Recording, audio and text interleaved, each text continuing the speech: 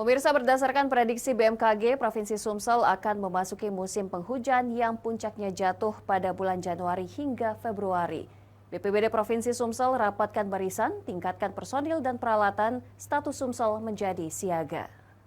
Itu ada di Januari. Memasuki musim penghujan, Pemprov Sumsel kini tengah bersiap mewaspadai bencana hidrometeorologis. BPBD Sumsel pun menggelar rapat aktivasi sistem komando, penanganan darurat bencana banjir dan tanah longsor. Berdasarkan prediksi BMKG, puncak hujan di wilayah Sumatera Selatan akan jatuh di bulan Januari hingga Februari. Maka dari kepala daerah untuk seluruh wilayah kabupaten kota di Provinsi Sumsel agar segera mengeluarkan SK siaga bencana banjir dan tanah longsor.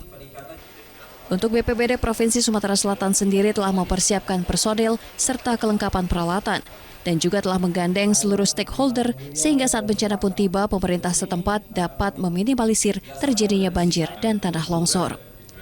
Kita sudah menyiapkan tadi Pak, dari Korem sudah menyiapkan 1.000 orang dari Kodim, jadi kita juga sudah siaga peralatan personil.